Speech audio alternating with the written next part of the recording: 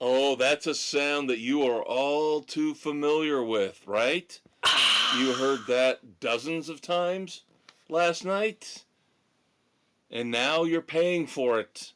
The throbbing in your temples, the dry mouth, the cotton mouth, but that's okay. Because you know what you need to do?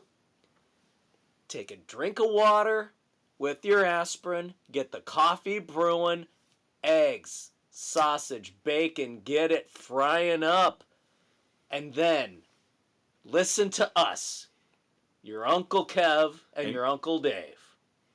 Because we're here to help you through this difficult time. Saturday morning, the hangover cure that you need. That is what the weekend edition of Sports Frenzy 2.0 is here for. Yep, your politically incorrect pop culture commentary. That is the maestro, Kevin Crane. And that is the conquistador, Dave Height. Of course, this has been an institution on and off through public access television, YouTube, and now podcasting for over 30 years.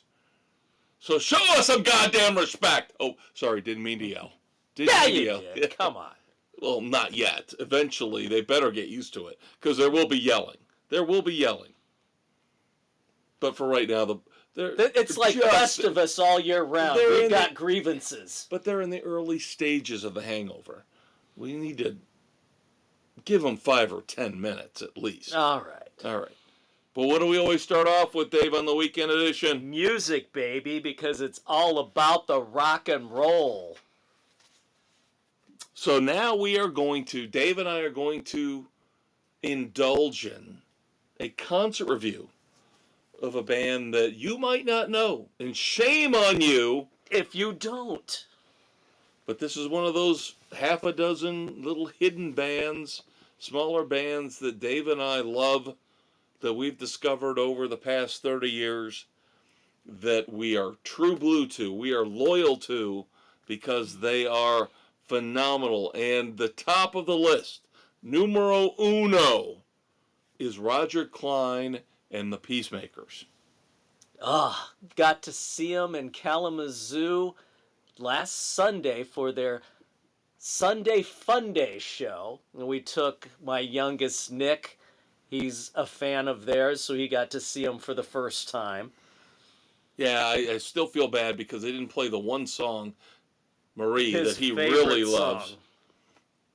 And I had to piece together a set list here because the internet is not flawless. Failed me completely on this. Now, I understand this because if I'm going to a show, I'm not here to document every song played. So no, that's not what we're there for. We're there to enjoy the show. Now, there are people that will do that. Or they'll be, okay, this song is played now. Okay, now it's this one. Yep.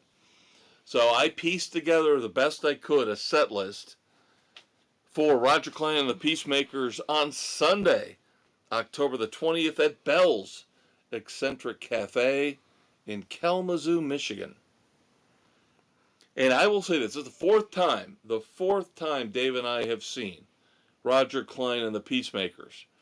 We're going all the way back to Mr. G's. Yes. In Osceola, Indiana. And that had to be 20 years ago? Had to be close. Close to 20. 18-ish, yeah. And then, of course, we saw him at Bell's. Then we saw him at the Hi-Fi down in Indianapolis. And now Bell's again. So here's the thing. Number one, Dave and I would say, are experts on Roger Clyne's catalog. Not only with the Peacemakers, but with the refreshments. So I would say, like other people like to brag about how they tour around with Pearl Jam or with Dave Matthews, I would say that Dave and I are experts on Roger Clyne and the Peacemakers. Yeah, okay. You've only seen them 4 times. Okay. But we listen to them a lot. We know their music inside and out, backwards and forwards, upside down. So I will say this before giving this show a grade. this was the weirdest, most bizarre show of the 4 we've seen. I concur completely.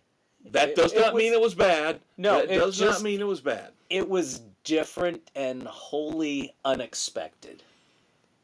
The way they brought in their opening act, Bree Bagwell, beautiful, beautiful young woman, the next future ex Mrs. Crane. Beautiful voice. The way they brought her in often in the set, plus the fact that they had an all request middle. Yeah, which was odd because it didn't seem like they were really taking requests, except maybe from a couple people who were there at the pre-show warm-up that you had to pay extra for.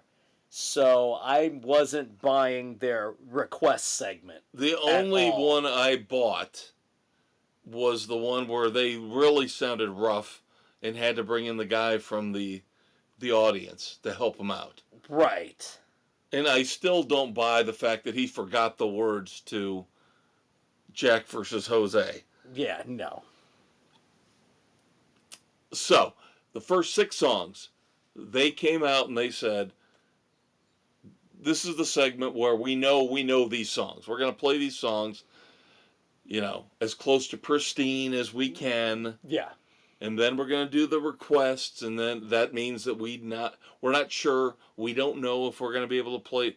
Okay. Oh, and as Dave said, I don't buy it either. I believe Dave 100% in that it is just shockingly convenient that, but the first 2 songs came from requests earlier on in the night from the premium audience. Uh-huh. So you had plenty of time to work them out.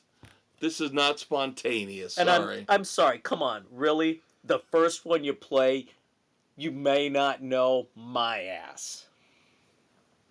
Now, my list, though, again, this is the best I could do. So do not take this as gospel. But the first 6 songs and very, very unbelievably solid block. It was a beautiful opening. But we should have known something was up. Because you play Mexico and Mekong right off the bat. Those are usually towards the end or encore. Yeah. Mekong is usually one of the encores. Or at least very late in the set. So we get Blue Collar Suicide, City Girls, Mexico, Tell Your Mama, which I just love. Don't you tell your mama, goddamn, your daddy's bored. Mekong and Counterclockwise. Now, I'm pretty sure I got those right. Yes. Then the all request segment is where things got a little sloppy and messy. But, as Dave has alluded to, still I think a lot of it was preset and staged. Because you got Sucker Punch. Now, I will admit, Better Beautiful Than Perfect out of the clear blue. That could have been, but they said that was one from one of the people earlier in the evening. And then I find it hard to believe that they could play that, but they act like they couldn't play Jack versus Jose without an audience part. That was probably bringing up a guy from the. That was probably one of the pre-show guys. Yeah, but they were rough and it was ragged. It sounded rough and ragged. It did. Green and Dumb, I just love. Green and Dumb. That whole first album, Honky Tonk Union, I just love, and they played a lot of stuff off of that, which I was very happy with. But Green and Dumb, I love. Fun is off of Native Heart, their last album, 7 years ago. Come on, Roger. Fun is okay. And then, again, this is my set list I put together from memory.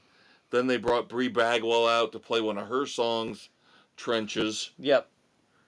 And then they kept her on stage to play a cover of American Girl. Very well done. Yes. And then another very obscure song, Sonoran Hope and Madness. Yeah, that was not one I expected to hear. No, there were a couple like that, and then this, I figure this is when they segued back, even though they didn't say it officially, when they did Right. Dick Bird. Yeah, that was an audience request throughout, and Yeah. then they Oh, finally yeah, I had a caved. big fat woman screaming in my ear, Dick Bird! Dick Bird! I just wanted to turn around and punch her in the face. Yeah, but at least it wasn't the patchouli stink couple. Yeah. But there was another guy who was kind of an asshole like them who pushed his way up to the front. I noticed him. He Yeah. was bothering me at the beginning. Yeah. But they did not, as you mentioned, very astute observation on your part, they did not take requests because there were people yelling Marie. There were Yep. people yelling Banditos. Yep. And Interstate. Interstate, yep, they did not play Interstate, and people were yelling for that. So Very hinky on that part. yep. So then they do Dick Bird, and then they bring Bree Bagwell halfway in the bag again. Yeah. Blame it on Roger Klein, as Yep. her new song is going to be. Playing Girls Just Want to Have Fun. Okay. Now, you notice there's a little sexist thing going on here? Bree Bagwell plays American Girl, and girls just want to have... Why does she have to always do songs about girls? Exactly. Girl empowerment. Maybe she just doesn't buy into the whole PC crap, which makes her cool, as the next future ex Mrs. Crane. And then we got the real quick King of the Hill, which I believe is called Yahoos and Triangles. Yeah. And the phenomenal closing song, which, even though as I looked back at past shows, they don't always close with this. This should be the closing song. Is Nada. Yeah. When Roger Klein is just screaming, "Come alive!" out pouring his guts out in that song. Yeah. Very well done. Yep. So, by my estimation, Now we may have. about an hour and 40 minutes Yeah. total show. I don't think I missed anything. There might have been, because I think songs. They did a couple before they went off, before they came back with. There was something before Nada. All right, but I went through all my albums, So and it just seems like the second part songs segment. It seems short. It seems really short. It does. Because I thought they had done a few more. But I looked through the past set lists, I looked through my CDs, and I could not come up with any more than this. And 18 songs would be about an hour and 40 minutes. So, yeah, the second songs we know was really short because they just did a couple and then they went off and then they came back for the encore. But I think King of the Hill was earlier. I didn't say this was perfect. Yeah, I know. We're just discussing. I agree with you. There seems like something out of sequence here. Yeah. So. But Ben, why don't somebody else get out there and Gee, get how out? about one of the people who grabbed one of the set lists off the Yeah. stage? There you go. That would make a lot of sense. Since we never get set lists. So how about the jagoffs who get them actually post them? Idiots. Why do we have to run everything? I'm telling you. We have to run everything.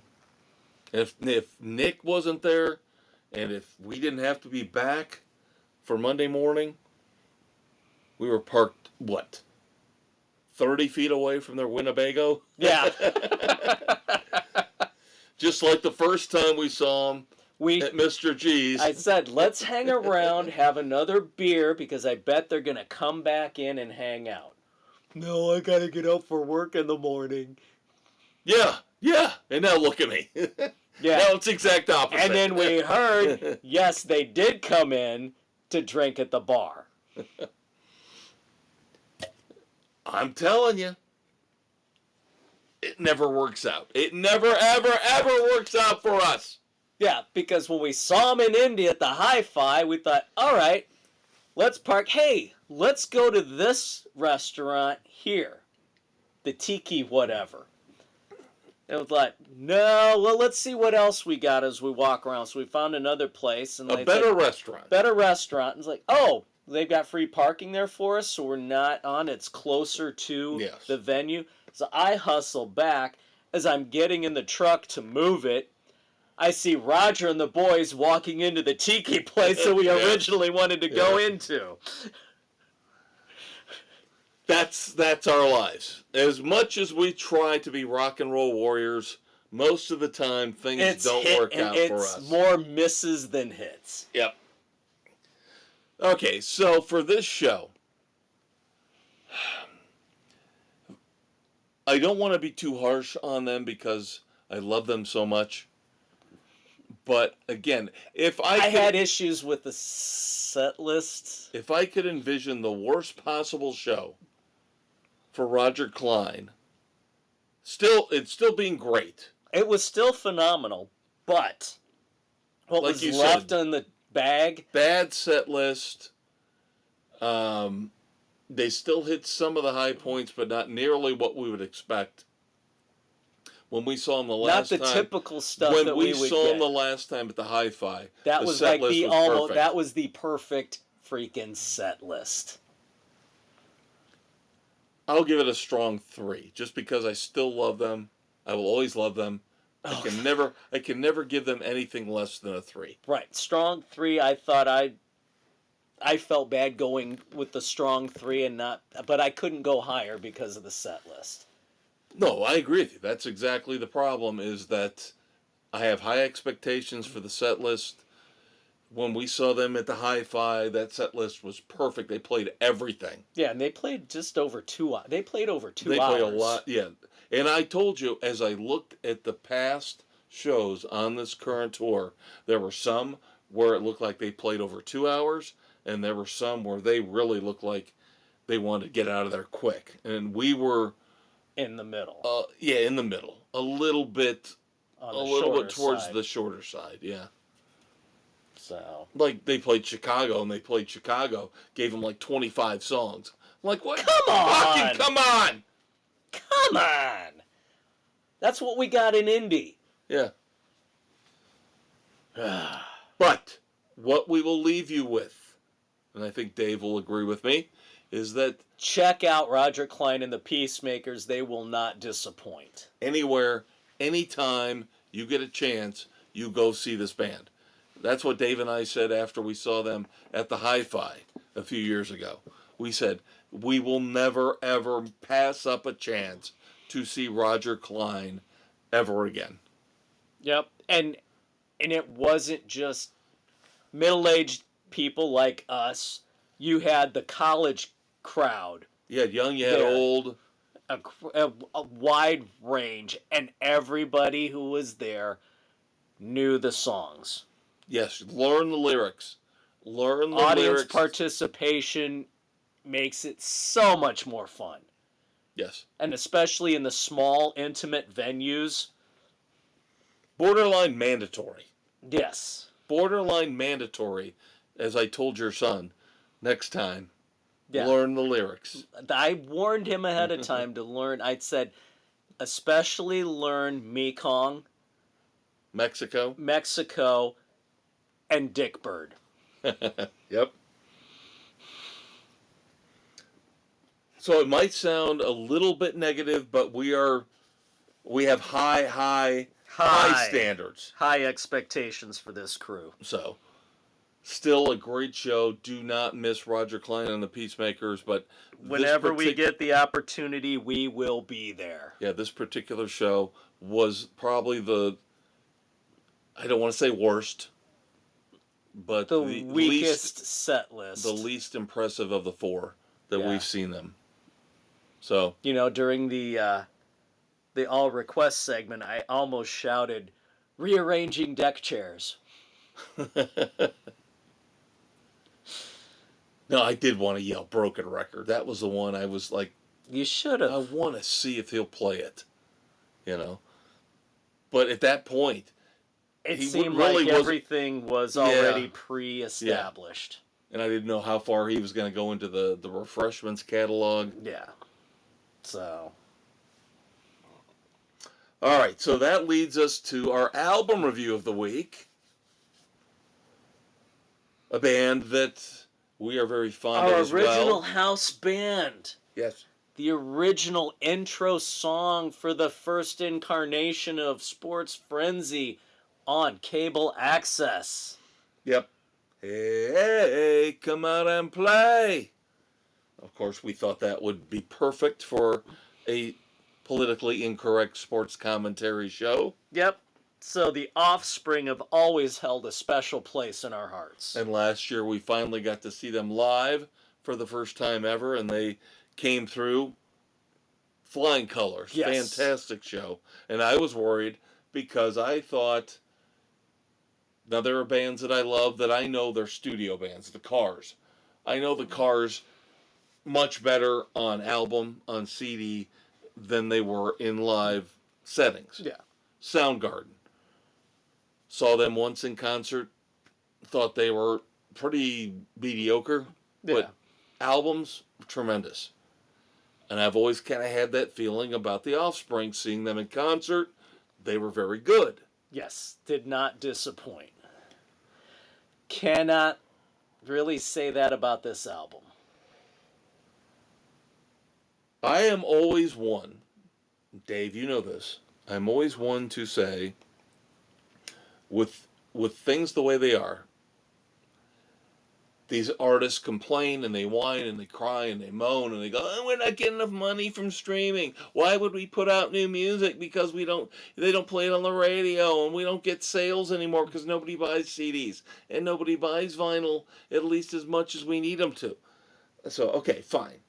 But I've always said, creators create. Put something new out. If you are a musician, if you're a writer, if you're an actor, if you're a director, your job is to create. Your job is to entertain us. Not just do the same old shit. Oh, I had a great big hit in 1979, so I'm going to go out on tour and play 3 different versions of that. Yeah, no. So I will give the Offspring credit For a new album. especially not that far removed from Let the Bad Times Roll. It's only Right. been 2 years. Yeah, so that is a really damn quick turnaround. Yes, and I don't want to discourage. No, keep it going. But I think they should have held off. I think they needed to go back into the studio and maybe Tighten things up a little bit more. and maybe Got a little replace more. some of these songs with Yeah. some Some of down, their. taking some more time, come up with some better songs. Yeah. Supercharged, unfortunately to me, could be the worst Offspring album I've ever heard. Yeah. I tend to agree with you on that front. Now, And there were I a can couple. back this up. There were a couple I liked, There were a couple I liked as well, but but for the most part, it's very mediocre Offspring. all right, so let me point out the most egregious offenders. Maybe that's the way to do this review.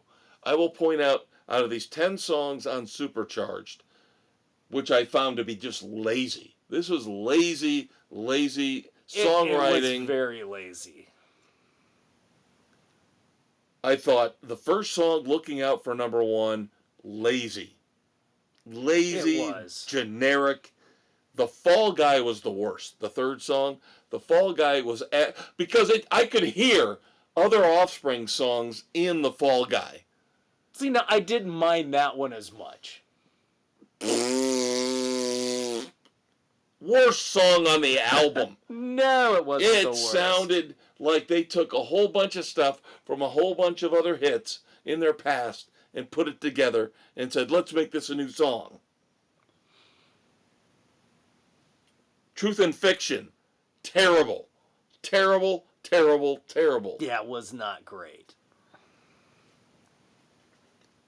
Now, the ones I liked, were all at the end. Hanging by a thread and you can't Yep. Those two. Hanging by a Thread. Can't get there from here. Those were my favorite songs of the entire album. Those were the two strongest songs. Yes. Because even though you could claim that, oh, they really didn't stray from the formula,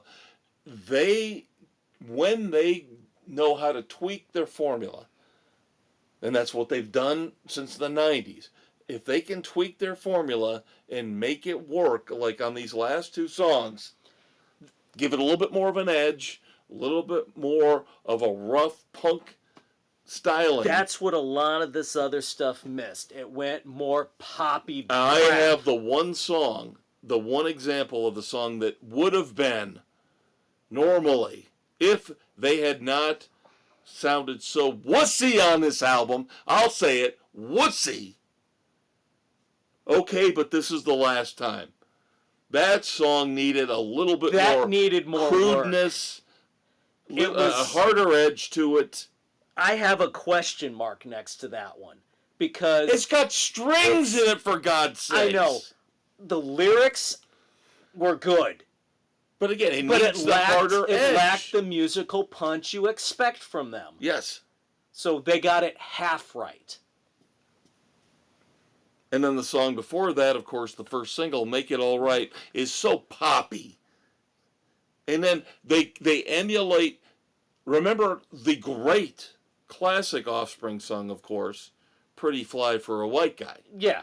And so they bring the chick in. It sounds like the exact same female singer. Yeah.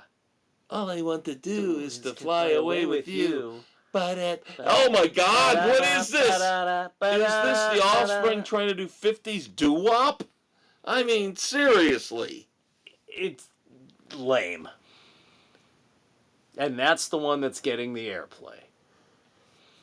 Then Come to Brazil is just weird. We said it was the travel. Weird. Yeah, it was the... You write a song about travel fans from Brazil wanting you to come play in their country. What? Who? No. And then you put these military-style drums in there. Ole, ole, ole. No. Now, I will give them credit for one final thing. On track 8. I don't know if you caught this. Get some? Did you hear the sample in there? Yeah. There was a nice little... No, did you hear the song? The song sample they played in there. I may have missed it. There is a 5-second snippet in there towards the end of Carry On Wayward Son. Really? Yes. Huh. I missed that part. Yeah, that shocked me. It took me about 3 times before I picked up on it. But then when I listened to it again, there is the riff, da-na-na-na, and then it's gone. But you got to listen for it. So I give them a little bit of credit for that. But Get Some sounds otherwise like a generic Offspring song. It's depressing for me to say that I cannot recommend this album. I would give it a strong 1.5 frenzies. I went a week 2. So in the same vein. Yeah, just... when I look at my Offspring albums, this will be the last one I would ever pull out. And if I were putting together a compilation, none of these would be on there. None of these songs would make it. None of them. None of them would make the final cut. No, none at all. Very disappointing. This is an absolute shame coming from the band that gave us Slim Pickens. Does the right thing. Yes. Yeah, you can't dance to this one. You can't dance around the fire. It's just really depressing. Really depressing. I know, I was so looking forward to it, but we knew. Based on the initial releases. Make It All Right. Yep. That it was going to be a slog and then Come to Brazil. Oh. Sorry, guys. But let's redeem things here in music before we move on Yes. with a lost track from Rat. Reach for the Sky. Yes, there was an album called Reach for the Sky That did not have this song. because this song came from the Out of the Cellar sessions. And God, it is How glorious. did it not make it to I one have a of their theory. albums? I have a theory. Because it's glorious. It's beautiful. You get the dual guitars with Robin Crosby and Warren DeMartini. God. The slimy, beautiful vocals of Stephen Pearcy. I think what happened was, this is just my theory, it has that little bit of a Western feel to it, right?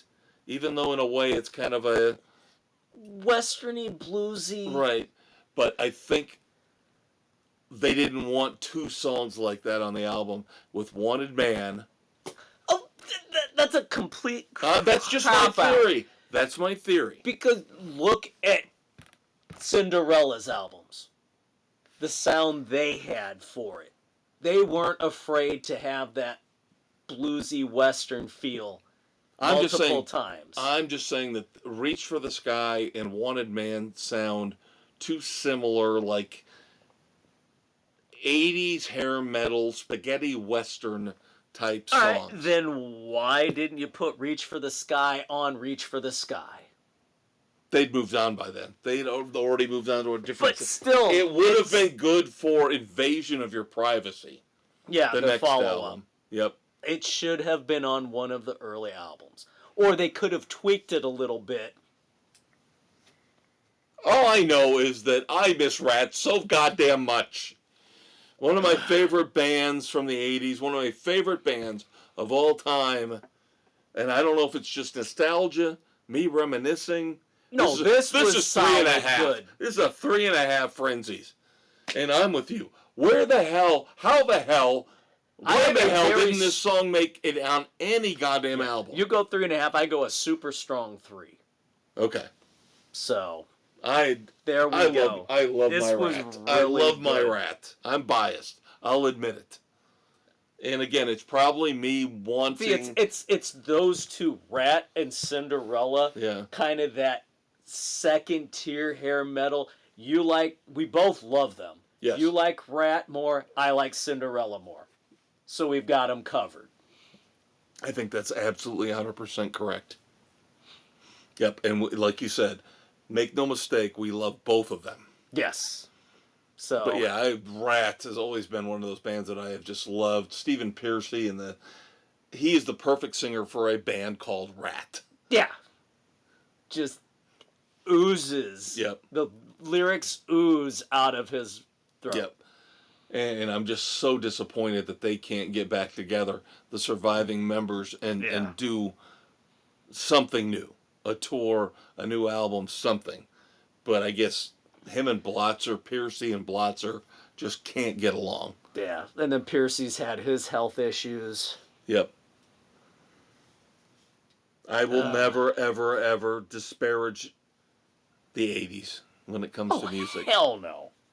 Till the day I die, I will fight anybody and say the 80s had the best music by far. I don't care if you're talking about pop, metal, rock, hair metal, new wave, alternative, the 80s college, had it all. everything.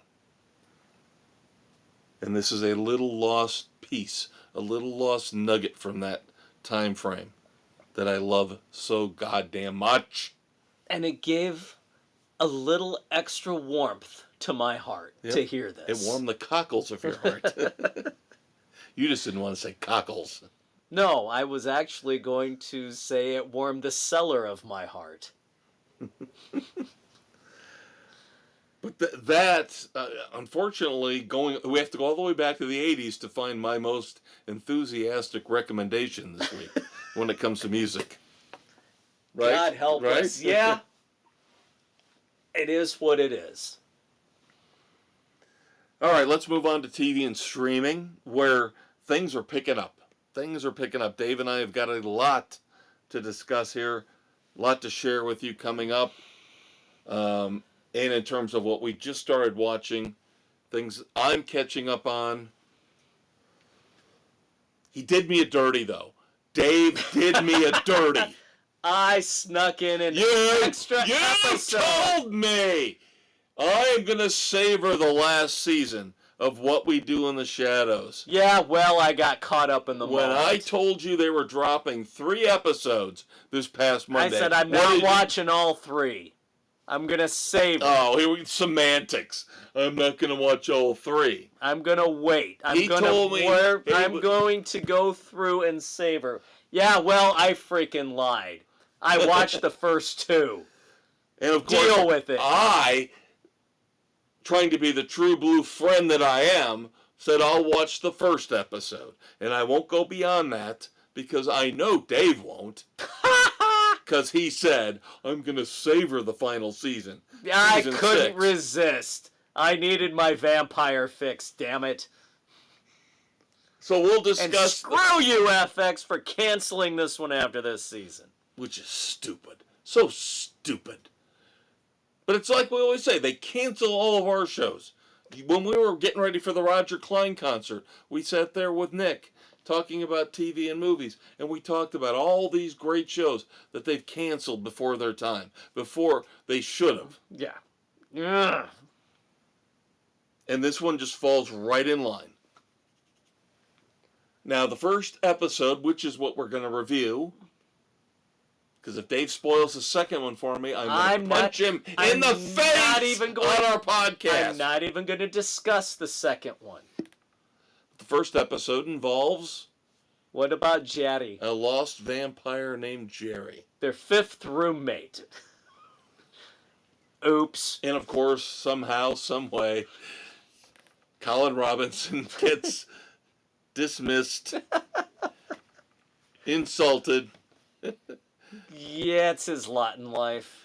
and one of the greatest songs from the 1980s plays a major part. Yes, it does. And then we find Thank you, Billy Joel. And Thank you. Oh, see, you spoiled it for people. They don't know which one. Then we find out the fate of Guillermo. Where's Guillermo moved to? Where is he? I across the city? think I know where he is. Follow me. Still awesome. Still awesome. I will miss it. So good. So well This written. is why I took it well to heart. acted. Why I took it to heart when you said you were going to savor it. And then you jump right in and you take both hands of the pudding fudge cake and you shove it all in your face. Then you watch the second episode. But I haven't watched the 3rd yet. Now here's a scare. What are they going to do next Monday? Just one? Or are they going to drop gonna two, drop or three more? I have no idea. And All right. if they drop multiples again, how do we savor them without learning any spoilers down the Yeah, line? I know. That's the thing. I don't want anybody, any website spoiling this crap for me either. Yeah. So we may be forced to binge. Which would be a shame. I warned Dave. I told him I'm taking a break from the Penguin. I did not watch this past Sunday's Penguin episode 5. Now I know you told me you guys were going to. We did. Just tell me in vague terms. It went back to focusing on Oz for the majority of it. All right. But you still had a little bit of the Sophia shit going on. Jesus Christ. Oh, for the love of God. Oh, for the love of God. All right, I'll watch it. I'll catch up. It's... I probably would have watched it. she's setting herself... She's still being set up too much as a main character for a show called The Penguin. Since I lost the whole day Sunday with the concert, that's what put me behind the 8 ball. So. Now, you caught up with Teacup, though. I did. Still haven't gotten to Hysteria yet. Yeah, I'm going to hold off on that. So, but Teacup watch 2 one night, 2 another night. Half-hour episodes, 2 drop every Thursday on Peacock.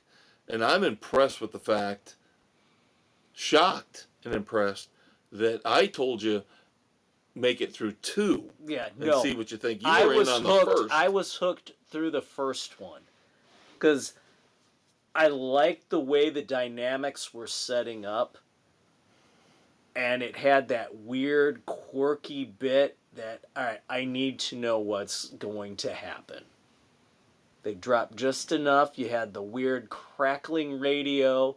You had the weird noises going on. The Animals acting all wacky.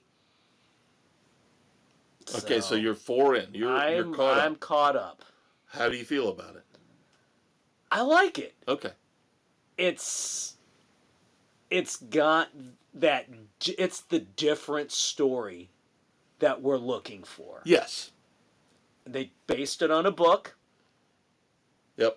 which kudos to them for getting something new, different, and original. Yep. Stinger Yes. by Robert McCammon. I may have to go back and read this once this is done.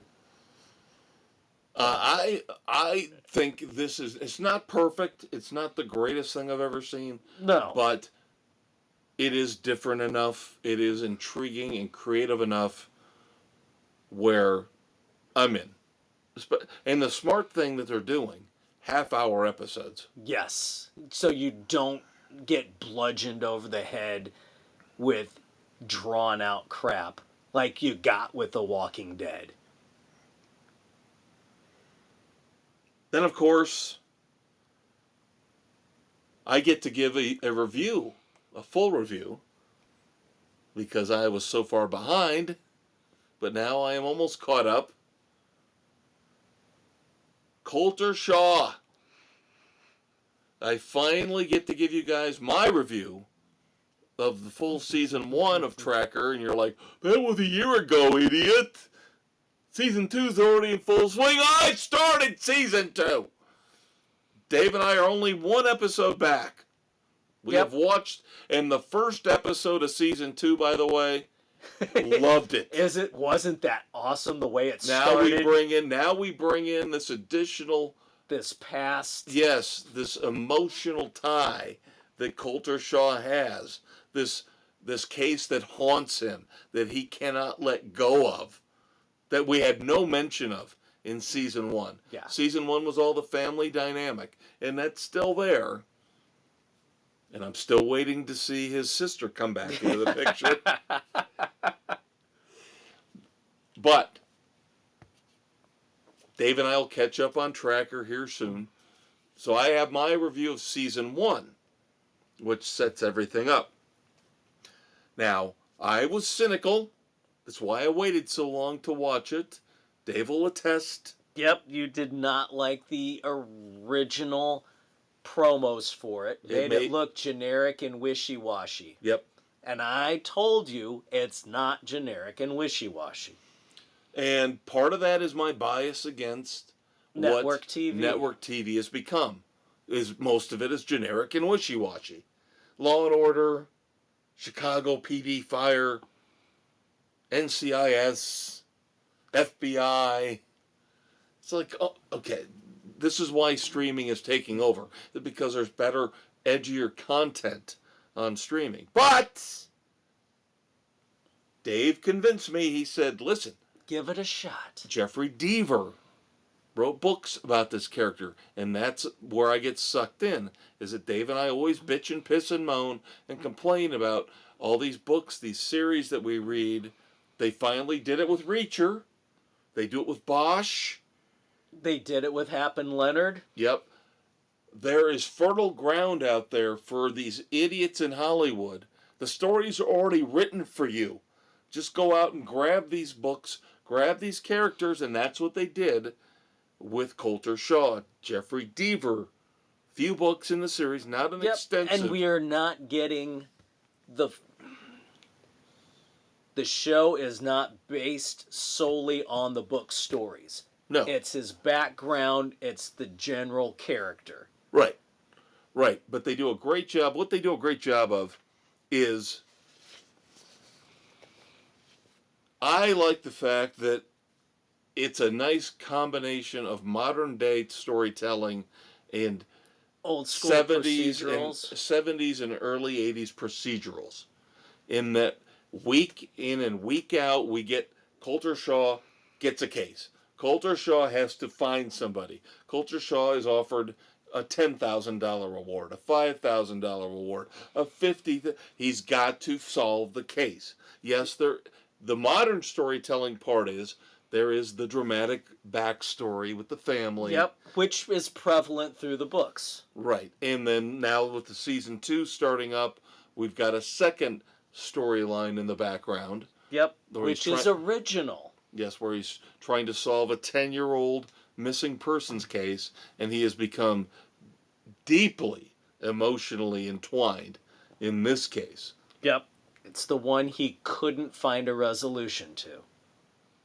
I love Tracker. I do. For all the things we just talked about.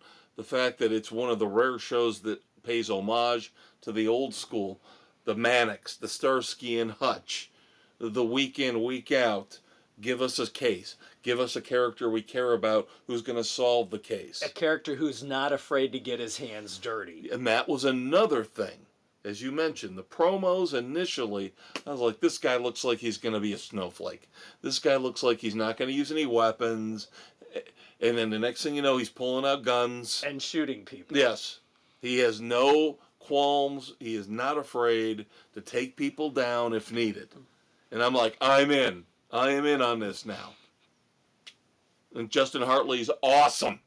Awesome as Coulter Shaw. Justin Hartley plays this character extremely well. Yes. So I'm all in. I'm all in. I love the first season. 3.5 frenzies for me. Awesome. And I am so glad that I overcame my original prejudices. I doubt network TV will come up with anything this good again. But they would be hard pressed anymore, but at least they got this one right. Yes. And I still think you're going to find edgier stuff, more fulfilling stuff on cable, streaming, because they get away with more. They can do more in terms of language, sex, violence. Yeah. But as an homage to the past, connecting with the present, Tracker's near perfect. So Dave and I will now get that going each and every week. So now we'll play catch up with 2 and hopefully have for you next week 2 and 3. Yep. I don't think that's going to be a problem, considering I've been watching 5 episodes a week, it seems like. So yeah, next week I will try to catch up with the Penguin. Much more enthusiastically going to catch up with Tracker. And then we'll, of course, keep up with Teacup and the Vampires with What We Do in the Shadows. Now, of course, we look forward to the future. In terms of TV, I think we're good for now. I don't think there's enough going on. In terms of movies, next week, definitely on the agenda, we're going to watch Trap. Yes. The latest from M. Night Shyamalan as we get closer to Halloween, another spooky movie that we've been looking forward to. Yep. Now, something a little, maybe more dramatic than spooky for Trap. Yeah, and his movies are hit and miss. Yeah.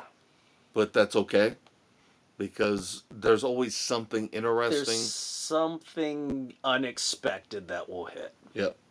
So we're looking forward to that for you next week. And then in terms of music,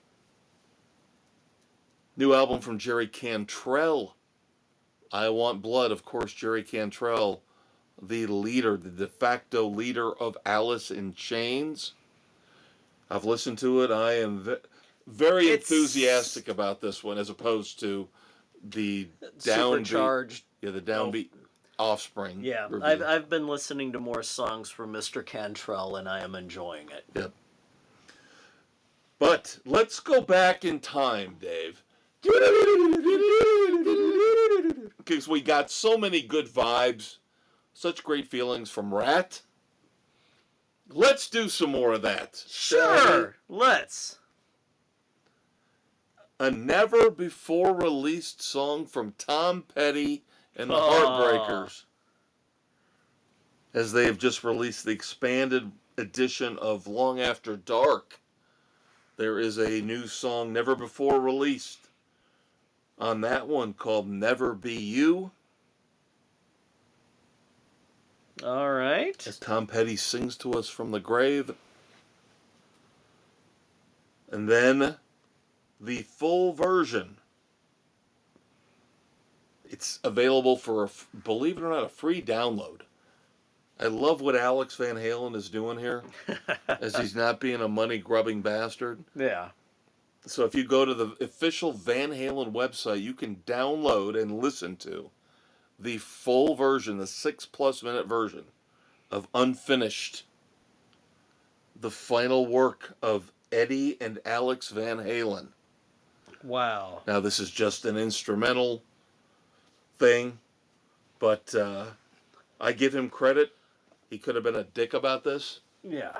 but he said, nope, I'm putting it out there and the fans can take it. I've downloaded it on my computer. He's not charging for it. He's just like, here you go. Help me honor my brother's memory. Right. Yep. And eventually we'll get around to reviewing the book, Brothers. Yes. Probably, I would imagine towards the end of the year. Because, of course, you know, for me, We've got Reacher, the new Yep. Reacher from Lee yeah, Child. got to do Reacher first, and then Brothers. And then we have a new song from, finally, to stick with the Van Halen theme, Oh, what is David Lee David Roth. Now, he puts out little snippets of things and little instrumental tidbits, but this is a full-blown song. And the title definitely sounds like something you would expect from David Lee Roth. Red Bull and Pop-Tarts. Jeez.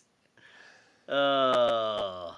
So we will have Jerry Cantrell full album review along with those 3 songs next week for you here on Sports Frenzy 2.0.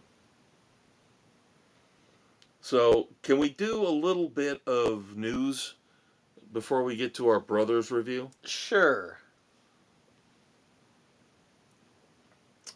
Now, I know your son loves Giancarlo Esposito, but we got the bad news this week that his show on AMC, Parish, has been canceled after 1 season. Now, Yep, had not gotten around to it see, yet. and I was just going to say, we should feel guilty, right?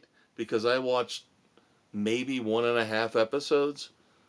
We did not support it. I did not hear enough glowing recommendations to have to watch it.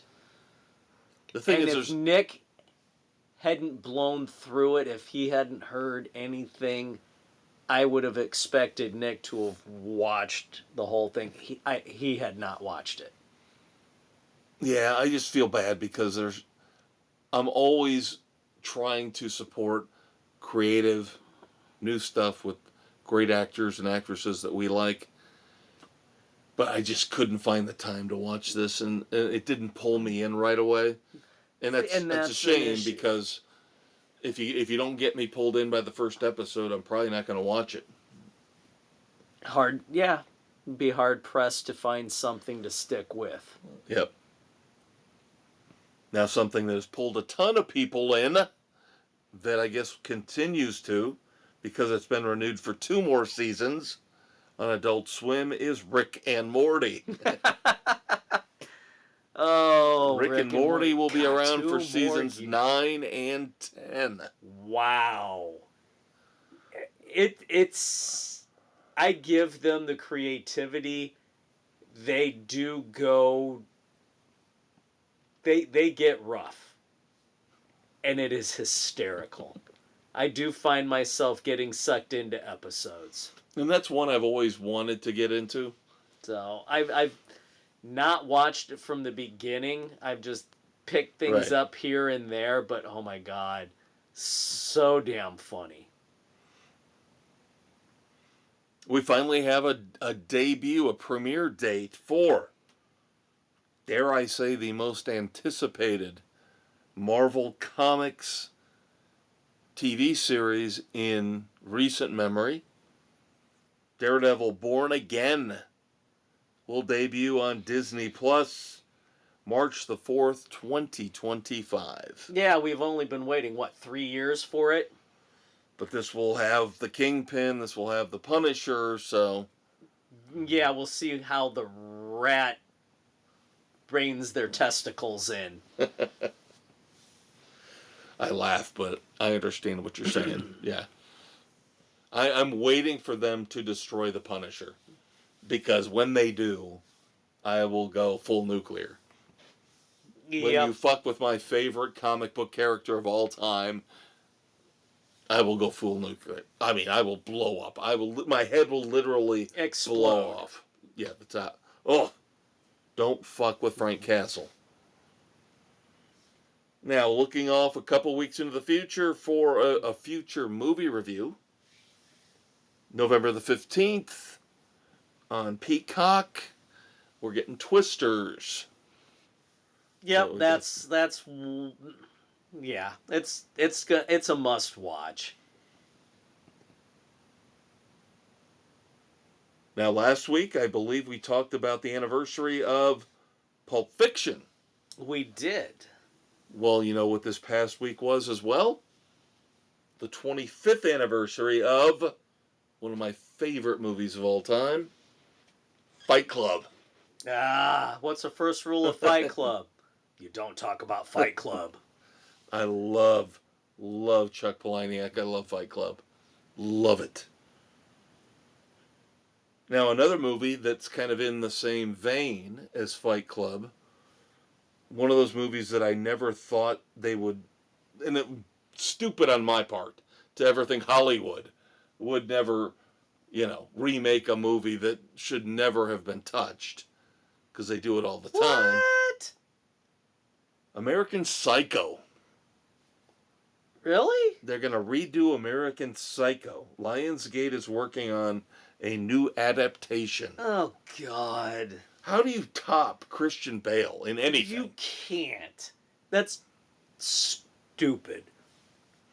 Most of their remakes are stupid and should not be done. And then, of course, we saw this coming a mile away, 10 miles away, 20 miles away. Marvel has officially pulled Blade off the movie schedule. No, really? After countless delays. How many writers and directors have they been through? But the good news is that date, they were going to release it on November the 7th of 2025. They have slotted in Predator Badlands. So the next chapter So we got to wait a year. For the new Predator movie, yeah. Which is probably already done and in the can. Well, I think the thing is, they feel like they missed the boat. They screwed up by putting Prey on Hulu when they should have put it in the theaters because of how good it was. Everybody raves about Prey and So why are you waiting a year? Just remember, they own both Alien and Predator. So they're juggling both of these. Then if they can't get it right and get them out in a more timely manner, then they are mismanaged and poorly run. I'm waiting for Romulus, though. I do want to watch Romulus. But unfortunately, it will be on Hulu. The Horn of Disgrace makes an appearance on the weekend edition. Yes, it does. One last thing before we move on to our review of Brothers. Again, I like to point out the trailers that are out there for the kids. Doesn't mean we've watched them. Just means they're there. Yep. Coming, I believe, in December on Max.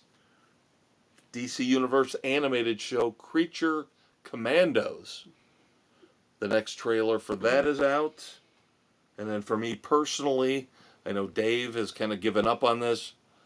But we've got the trailer out there for Yellowstone, Season 5, Part 2, coming here next month. Yep, I'm so far behind. I doubt I'll ever catch up. Well, I'm caught up, so I want to see what happens. Of course, I want to see how they write off Kevin Costner. Yep. And you just want to see more of one particular character. You know what? Or is it just overdone now? No, see, here's my problem. He's talking, of course, about Kelly Riley, who the first season loved to just luxuriate naked in bathtubs and walk through meadows naked and, you know.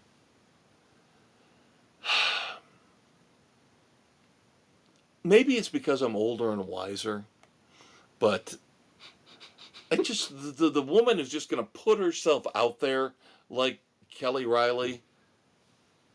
And I'm like, you go ahead. You know, I'll let Cole Hauser have her. Seriously, you're too much. Too much baggage.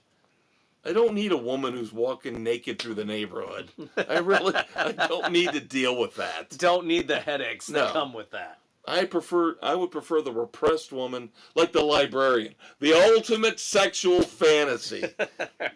And I'm sorry, I realized you work in a library when I said that. But seriously, the repressed, look at Seinfeld, Kramer. Remember Kramer? The episode with Bookman, Yeah. the book detective. And then, of course, Kramer's hitting on the repressed Yeah. woman behind the counter stamping the due dates on the books. And then she turns out to be a sexual tiger. Yeah. That's the ultimate fantasy. Is the Awaken the tigress within. the hot repressed librarian. You get her The home. teacher, and the nurse. next thing you know, you're strapped onto the bed and she's on a trapeze. doing double backflips. Yeah, she's saying, "What does that book do, you dirty, dirty boy?" I haven't really thought this through, though. No, not you. All right, so now it's time to move on to our featured movie review of the week, Brothers, which is on Amazon Prime. So, we have got to talk about Brothers.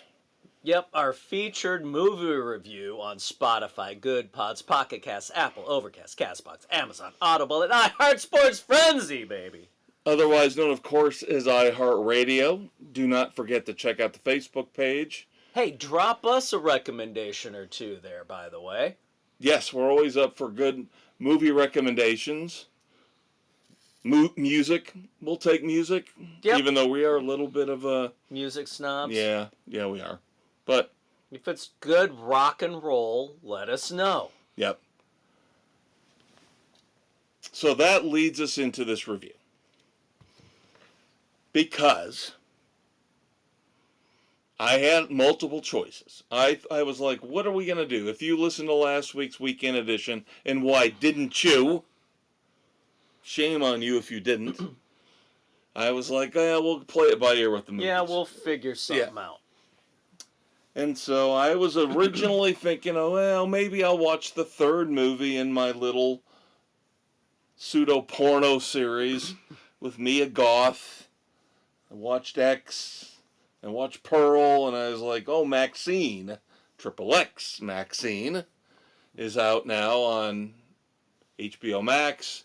But no, I started hearing things about Brothers. Josh Brolin and Peter Dinklage. Playing twins. Yes, and I heard some good things, and then when Dave and I got together, heading out to our concert Sunday night. Yeah, we'd said that, Nick showed us the trailer. It looked entertaining. It's got Glenn Close. It's got Marissa Tomei. It's got Brendan Fraser. I mean, come on. It's an all-star cast with accolades up the yin-yang. Yeah. Trailer looked funny. It looked like it could be entertaining.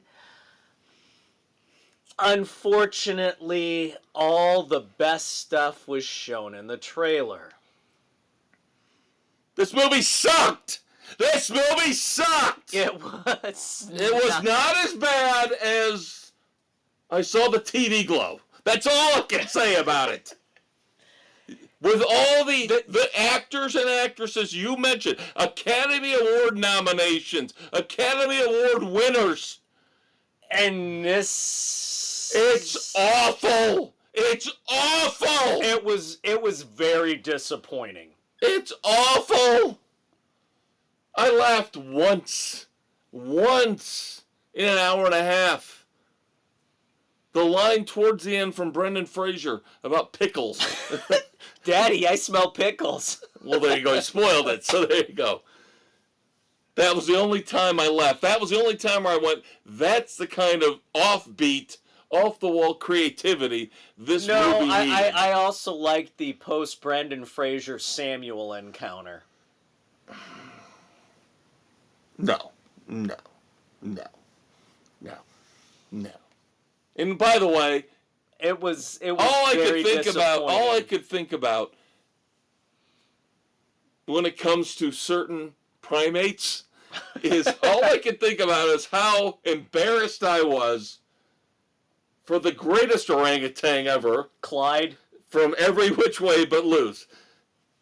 How Clyde in orangutan heaven is sitting there going, "You embarrassed our entire species with this movie." Yeah, I'm sorry, it was very bad. disappointing. It was bad. It was bad. It was very, very disappointing.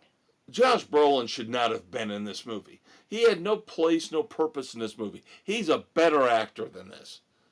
Yeah, Marissa Tomei didn't belong in this movie. No, she. I don't even know what the point was. None of them belonged in this movie. It was just sad. I think that's a good word to use. It's a sad. It's like everybody got massive paychecks, cashed them, and said, "Okay, script sucks. We'll still do it because we got massive paychecks." Yeah. There is nothing of redeeming value about this movie whatsoever. Nothing. I give this one frenzy. That's how bad it was. I stopped the movie at least 10 times thinking, what the hell am I doing to my life watching this movie? I went 1.5. It's awful. It is awful. It's just bad. I could not go lower. I could not give it the same that I gave I Saw the TV Glow. Well, see, I gave that a half. So I'm giving this. Oh no! Wait, bump no, up. sorry. I gave I Saw the TV Glow a 0, didn't I? Yes. So Yeah, I gave it a half. You gave it a 0. I will give this a 1.5. See, no, it does not deserve 1.5. So it's still one. stay away from Brothers. It's abysmally. And I can't believe there were positive reviews out there of this. I don't know from where. It had to be AI generated. Well, and again, one of the Farrelly brothers is involved in this, and everybody loves the Farrelly brothers. Like, the Farrelly brothers are the most overrated hacks. They had, one really decent movie? Yeah. That's it. That's it. We talked about this in one of our numerous discussions over beer before a concert. We talked about the fact that there are some people that know how to make comedy, and there are some that are Don't. overrated. And they are overrated. Who's the other idiot? Oh my God, the one that did Knocked Up and all those movies. That was what we were talking about. That led into this big discussion. Was it Seth Rogen? No, he's part of it. But. Yeah. Well, it'll come to us. It'll come to us. But the Farrelly brothers are right there with this asshat in terms of overrated modern comedic directors, producers, writers. Yeah, all right. Gonna drive me insane if we don't look it up. So, like I said, next week we will review Trap.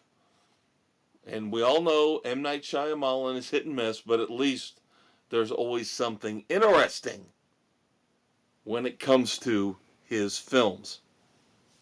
So, Judd Apatow. yes, Judd Apatow. God, most overrated, unfunny asshole in the world. Can't stand the guy. Can't stand him. Yeah. Ugh. So now we do moments of silence. And yes, we do have some significant moments of silence this week, especially in the world of music. Now, Dave and I don't listen to pop. We don't listen to that stuff, but I felt bad last week because we did not include Liam Payne from One Direction. Sad end. The problem is the guy was doped up. He was taking drugs. He was drunk drugs, threw himself off a balcony at a hotel. Okay, sorry. Everybody's You blowing couldn't deal with kisses. success. Blowing kisses and, oh, it's so... This is something we deal with in real rock and roll all the time. And sometimes Kurt Cobain comes to mind. Okay, we get it. But let's stop with the whole going overboard praising somebody for basically killing themselves. Yeah. Who was pseudo-talented. And I'm sorry, call me cruel, call me an asshole. You just mentioned it. You can't handle fame, that's on you. Most people would love to have the money, the attention. I would love the money. I don't need the attention. Right. But the money would be nice. Money can't buy happiness. Come on. You bought into this. You got on stage knowing that if you were good or if the people around you knew how to produce you, sell you, market you, that this was going to be a byproduct. And that's not an excuse to start doing drugs, tearing up hotel rooms and... Sorry, might sound cruel. It's a cry for help that went unanswered. Now, I'm going to date myself here. I'm actually going to go back to my dad's era with somebody. Because I know he's mentioned her, or he did. Sexy dancer back in the day. South Pacific, Mitzi Gaynor. I remember my dad mentioned her. He mentioned Sophia Loren. And I'm like, Dad, I got a poster of Farrah Fawcett with those pencil eraser nipples. I don't need to hear about this stuff. I'm all good, thanks. But Mitzi Gaynor was a hot little thing. Hot little number back in the day. For your dad, probably my dad. Ron Ely, who's the most notable television version of Tarzan, passed away. And I'm still waiting. I am still waiting for the ultimate version of Tarzan. Nobody has ever gotten Tarzan completely and totally right. No. On TV or on film. There is still some version of Tarzan out there that they could make that would be kick-ass tremendous. Yeah. Greystoke, The Legend of Tarzan. It lacked. What do we always say? Stay away from the origin story. Yeah. Don't give us the origin over Start the damn movie in the jungle. He's already there. He is already the king, the Lord of the Apes. Bring in this nasty-ass villain and have him go at it. And then if you got to do a little bit of flashbacks to explain he was kidnapped as a child and brought into the jungle, that's 5 minutes. Yeah, but everybody knows who fucking Tarzan is. Yeah, that's what I'm saying. You don't need it. Focus on the here and him now. as a hero. Yeah. Like James Gunn is supposedly doing with the new Superman. We don't need the origin story. It's been done to death. So Ron Ely, thoughts and prayers. And then Paul Di'Anno, Yes. lead singer for Iron Maiden on their first 2 albums. The self-titled debut album and then Killers. Before Bruce Dickinson came aboard and took Iron Maiden to another level. Yep. But Paul Di'Anno will always be one of those guys who the true rock and roll aficionados like Dave and I will always know. So thoughts and prayers go out to Liam Payne, Mitzi Gaynor, Paul Di'Anno, and Ron Ely. Yep. So what's that mean, Dave? Time to pivot. Time to find out which of our candidates will be named this week's Red Foreman Dumbass of the Week. Oh, and you said candidates. So that must mean we're going to have politics involved. Perhaps. Kind of in sort of a way. Let's start off with Amazon Prime. Amazon Prime, really, do you think of politics when you think of Amazon Prime, Dave? No, when you think of Amazon Prime, I'm thinking free shipping, movies, music. Well, Amazon Prime, for the first time ever, is going to get into election night.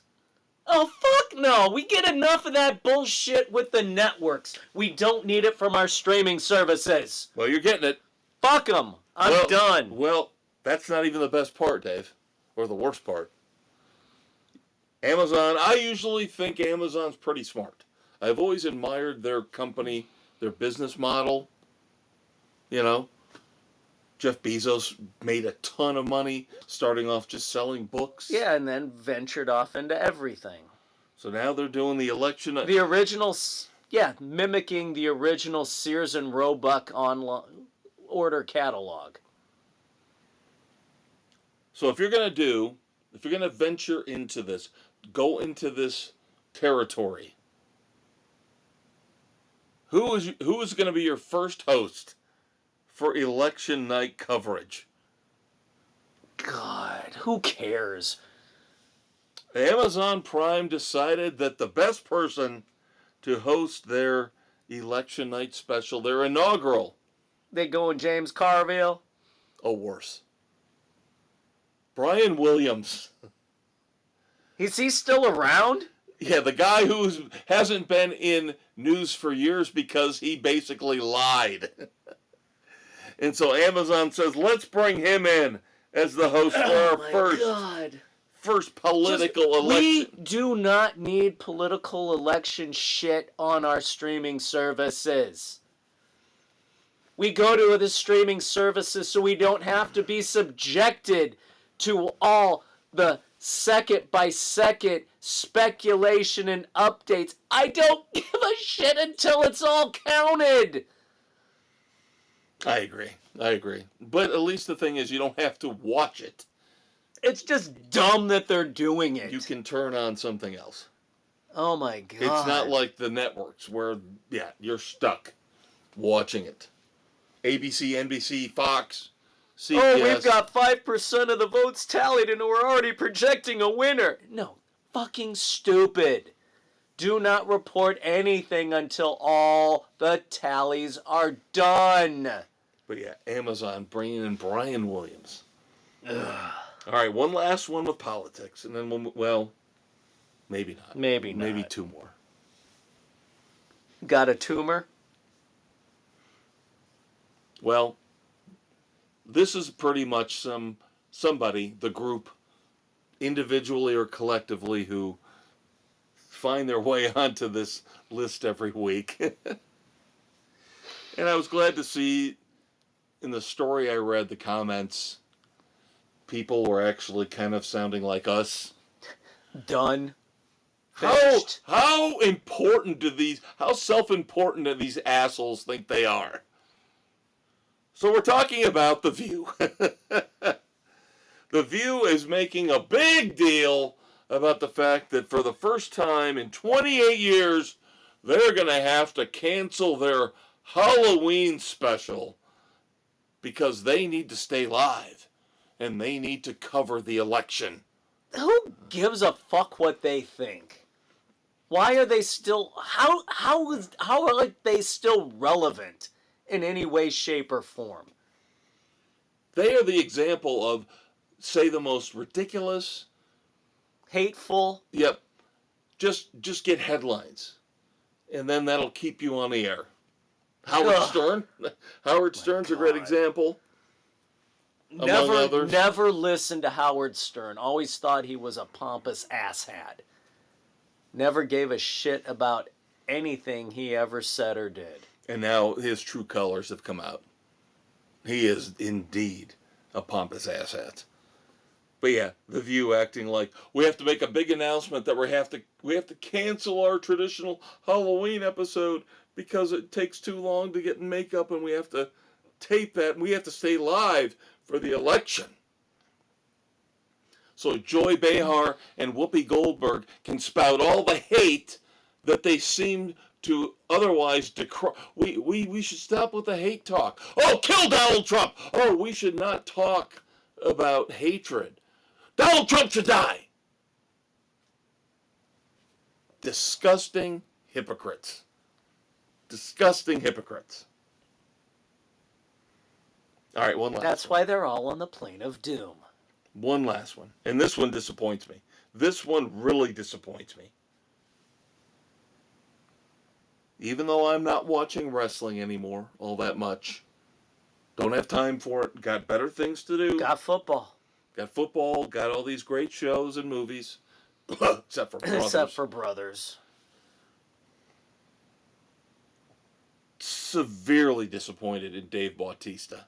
Severely disappointed in him. Now, I don't care who you want to vote for, but he goes on Jimmy Kimmel and posts the video basically debasing and bullying every man out there who would dare vote for Donald Trump. Now, we've seen these stupid-ass commercials that are out there about the real men for Kamala Harris. And then Bautista comes on Jimmy Kimmel. That should tell you right there. Yeah, That's a warning flag. And sits there and starts degrading says Donald Trump has got jugs. He wears more makeup than Dolly Parton. And he's a weak, tubby toddler.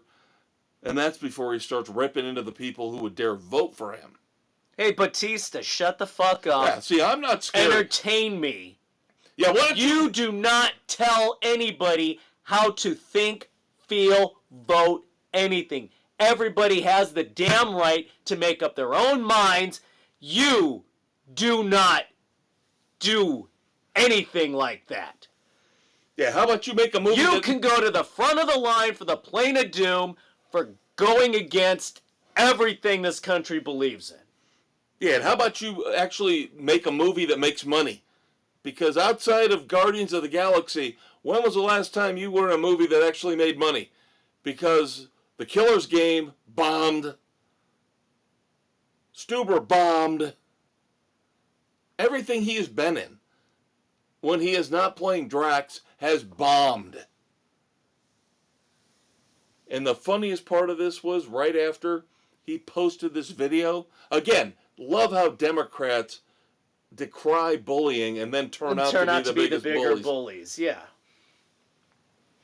Within 2 days after this video hit on Kimmel, Donald Trump does a sit down with The Undertaker and gets his endorsement. Oh, Lord. But it just pissed me off.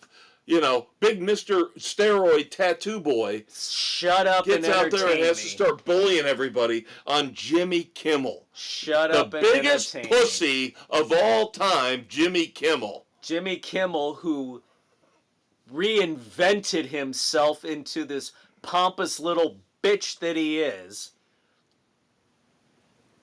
All right, no politics for the last two. No politics. Still gonna be painful, but So go back and watch The Man Show. yeah, it is amazing how those two went in completely different directions. Adam Carolla is It's now still the ultimate right-wing guy now, and Kimmel's a fucktard liberal. when they both used to actually be normal, middle of the road, average, ordinary guys. Yeah. Ugh. All right. I know how much you love long movies, right? Yeah, no. Well, you got one coming for Oscar season. New movie starring Adrian Brody, Oh, God. former Oscar winner. It's called The Brutalist. What is it, 4 hours? 3 hours and 35 minutes, Dave. I was close. Shouldn't there be a limit my on God. when do you go from movie to let's make it a mini series? To let's be pompous idiots and bore the fuck out of everybody. We'll make it super long so it seems like it's a great epic. I knew you'd love that just because 3 hours and 35 fucking minutes. Oh my God. Of Adrian Brody? No. Finally. Not because of his politics, even though he's a liberal fucktard. Stephen King. We just reviewed Salem's Lot. What, the third or fourth different version of Salem's Lot? Yeah. Now, all of a sudden, he comes out and he says, no, we're going to do now an 8-episode miniseries on Amazon for Carrie. We don't need that much Carrie. No. So this will be the third or fourth version of Carrie. No, we Is don't he need is it. he not the most deceitful person in entertainment? Oh my God. He sits there and he rips apart people because of their politics. Such a nasty human being who should be thankful because he escaped death Yeah. after getting hit by a van. And now all he does is whore himself out. Remake. How about you do something fucking original? Oh, let's do the 15th version of The Shining. Let's do the 17th version of Pet Sematary. Yeah, I'm with Dave on this. How about you adapt one of your other weak-ass books and do something different instead of the constant Recycle. redo, recycle, reflush. Stephen King is a dumbass just because he cannot keep signing off on this. This is pathetic. It's a pathetic money grab. So your final dumbasses. The View making a big deal about canceling their great Halloween episode. Amazon Prime going with Brian Williams to host their election night coverage. Dave Bautista for going on Jimmy Kimmel and bullying Donald Trump and all his supporters. Stephen King for once again whoring himself out for yet another adaptation of one of his novels that's been done to death. Or the 3 hour and 35 minute runtime for Oscar favorite, The Brutalist. How is it an Oscar favorite already when it hasn't even come out and I haven't even heard anything about it? You know damn well. We're almost 2 months to the end of the year. Everything is an Oscar favorite right It's now. got to come out in theaters before the end of the year. So it's 2 months. Balls. 2 months out. And you know they're already starting to do the New York Film Festival and the Los Angeles Critics Awards are coming and You know, I expect all that shit out of everybody else. I'm gonna go with this 3 hour and 39-minute movie bullshit. just doesn't draw you in for that long. No. I'm going to go with Dave Bautista. He just disappoints me so much with this bullshit. For him to go on Kimmel, of all places, and turn into a That's why I liberal, say everything- a liberal it's fucktard everything you pussy expect. who's bullying everybody. He's been this way for a couple of years. That's why I said the rest of the shit from them, everybody else doesn't surprise me. I must have missed it because I didn't realize he was this far gone. Oh, yeah. He has been for a while. Well, and again, what was it earlier this year that shocked me was our guy from Reacher, Alan Rickson. I didn't realize he was way Such off a the deep end. nut job. Hated cops. Yeah. And I'm like, they are such Dude. phonies. Hollywood people are such fucking phonies. Do not let anybody, celebrity, Hollywood entertainer, actor, singer, Taylor Swift, Nobody should tell you what to do. you vote for who you want. And you do like we do. Dave Bautista, I don't care if you're a steroid up, tattooed fucktard. Kiss my ass. Come find me. I'm not scared of you. You pussy. I'm tired of liberals. I'm tired of liberal bullies. I'm not scared of you. Shut Come up. find me, tough Shut guy. up and entertain me. Come find me, tough guy. Well, you know what I'll do? I'll drop down, pull out a utility knife, slice your Achilles. Fuck you. Because the brains will always overcome the brawn. Not fired up at all, are you? I don't like people telling me or anybody how to think, how to feel. I hate bullies. Yep. Especially anybody in the entertainment industry. Nobody cares what you think.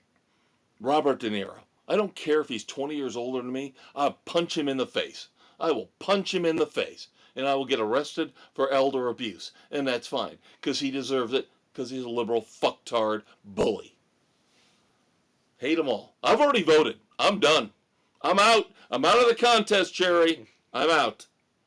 I've done my due diligence. He wrote me in, as you should as well. Of course I did.